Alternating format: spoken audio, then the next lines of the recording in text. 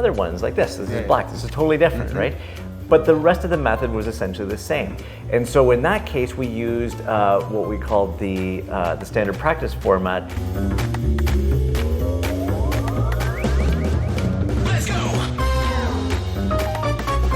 Hey Nick, the other day we were speaking about LSPs and SOPs, Laboratory Standard Protocols and Standard Operating Procedures. So maybe you want to have an example of your past life where this became a reality and you were dealing with both of these documentation forms and how it helped you out. Yeah, and thanks for asking. Actually, I have a good practical example of that for fun, and this is kind of a sad thing, or maybe it's a good thing.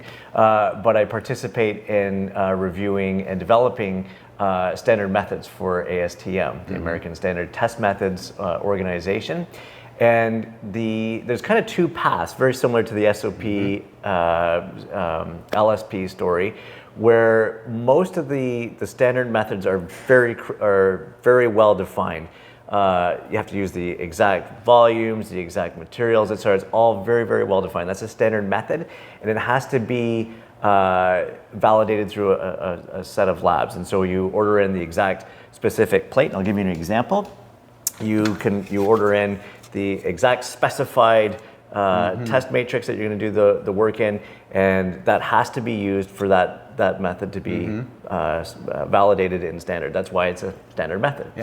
Now they also have another version that you can go down, and that's called the standard practice. And the standard practice, much like the LSP, allows some variability. So for example, in a standard method that I was working on, we had a very specific piece of plastic that we're doing our assay in.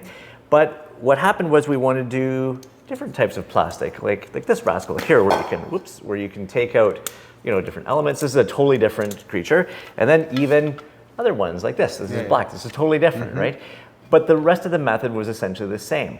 And so in that case, we used what we called the standard practice format, which allowed for the bones, if you will, of the method to be written out and in a standard way that other labs could do. But it allowed for variation, where if you wanted to use, in this case, a black plate or the changeable plate or the regular plate, you could do that. And that was totally permissible without what we would call a deviation taking place. So this reduced the amount of documentation overhead down the road. Precisely right, just like our previous conversation about SOPs versus LSPs. Well, excellent. Thank you very much, Nick. You're very welcome. Thank you. Thanks. That was the end of Bio Break. Have a great day.